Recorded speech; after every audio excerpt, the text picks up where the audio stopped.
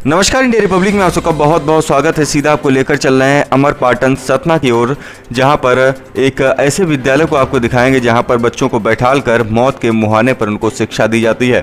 मध्य प्रदेश की शिक्षा को देश में प्रथम स्थान दिलाने की बात हमारे प्रदेश के मुखिया शिवराज सिंह चौहान अपने मुंह से बहुत बार कहते हैं, लेकिन यह सपना सिर्फ सपने तक ही सीमित हो जाता है, क्योंकि आज भी हमारे प्रदेश में कुछ ऐसे विद्यालय हैं जहां पर ना तो कमरों की व्यवस्था है, ना ही पीने के पानी की। यहां तक कि मध्य प्रदेश सरकार द्वारा निर्मित बिल्डिंग भी टूटकर गिरने की कगार पर है और यहां पर बच्चे अपना भविष्य मौत की कगार पर खड़े होकर तय करते हैं। जर्जर हो चुके भवन में कब किसकी मौत हो जाए या तो एक छोटी सी तस्वीर है बयां कर सकती है। जैसा कि आप अपनी स्क्रीन पर देख रहे हैं कि किस तरीके से वहां पर भवन जो है वह पूरा हिस्सा उसका जर्जर हो चुका है।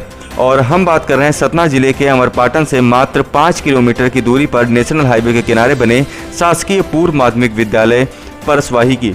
आज से लगभग 20 साल पहले जहां इस विद्यालय में दूर दराज के कई गांव के छात्र छात्राएं अध्ययन करने के लिए आते थे और बेहतर शिक्षा प्राप्त करते थे, लेकिन आज यह विद्यालय अपनी दुर्दशा पर आंसू बहा रहा है। इस साल पहले भारत सरकार द्वारा L&T कंपनी प्रोजेक्ट में बनी नेशनल हाईवे सड़क के किनारे इस विद्यालय की बाहरी दीवारों को बिल्डिंग सहित गिरा दिया गया।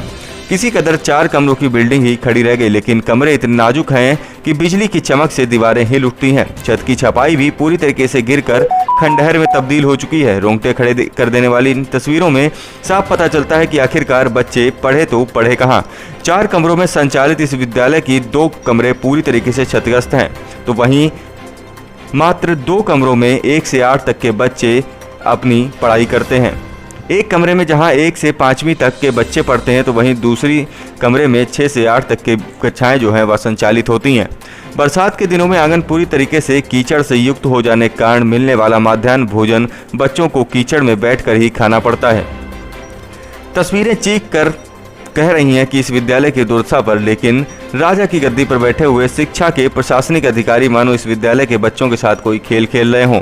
एक तरफ सरकार जहां सीएम राइस विद्यालय खोलकर बच्चों के अच्छे शिक्षा की बात करती है, तो वहीं दूसरी तरफ ग्रामीण अंचल में इन विद्यालयों में अध्ययन करने वाले छात्र छात्राएं आखिरकार मंजिल तक कैसे पहुंच पाएंगे, या तो प्रदेश के मुखिया ही बता सकते हैं।